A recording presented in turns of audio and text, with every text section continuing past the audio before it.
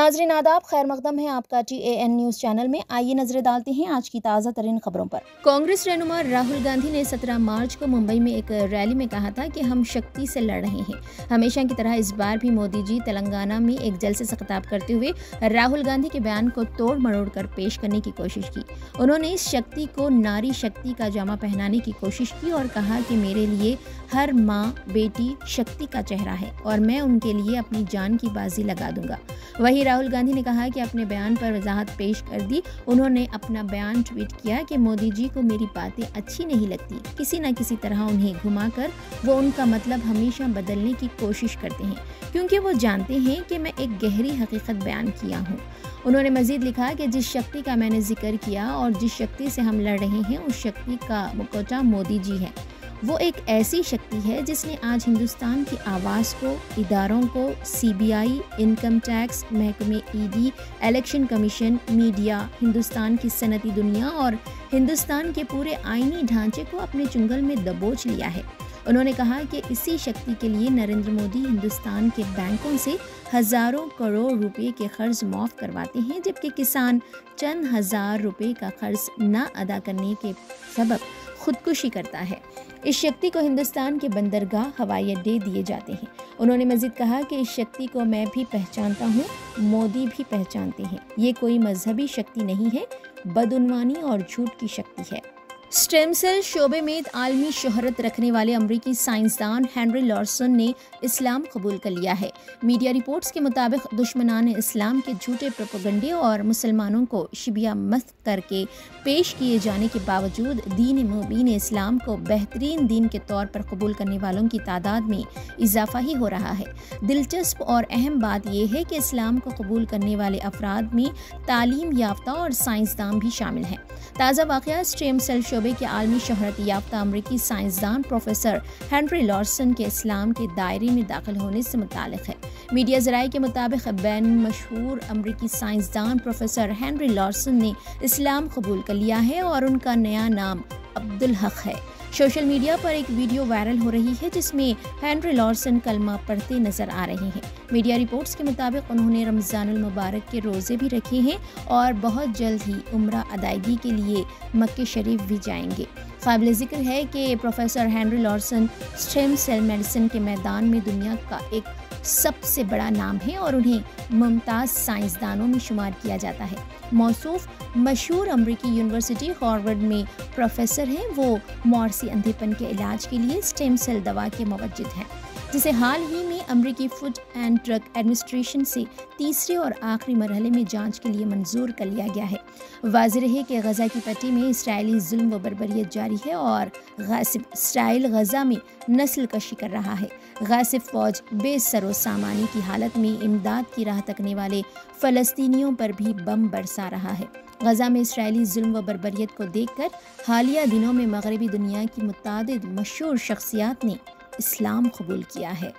ज़िले नलगुंडा के मरियालगुड़े में गाड़ियों की तलाशी मुहिम के दौरान भारी मकदार में सोना जब्त किया गया। एदवाला गुड़ा चौराहे के पास गाड़ियों की तलाशी के दौरान मिरियालगुड़ा टाउन से कुड्डार की सिमत जाने वाली बोलेरो गाड़ी को रोककर तलाशी ली गई। गाड़ी से 5.73 करोड़ रुपए मालियाती सोना बरामद हुआ। पुलिस ने सोना ले जाने वाले 3 अफराद को हिरासत में ले लिया। सोने के साथ गाड़ी को भी जब्त कर लिया गया। मज़ीद तहक़ीक़ात जारी है। वाज़ेह रहे कि लोकसभा इंतखाबात के पेश नज़र रियासत तेलंगाना में इंतखाबी ज़ाब्ते अखलाक नाफिज है। ऐसे में बड़े पैमाने पर गाड़ियों की तलाशी मुहिम अंजाम देते हुए गैर कानूनी तौर पर मुंतकिल किया जाने वाला सोना और नकदी जब्त की जा रही है।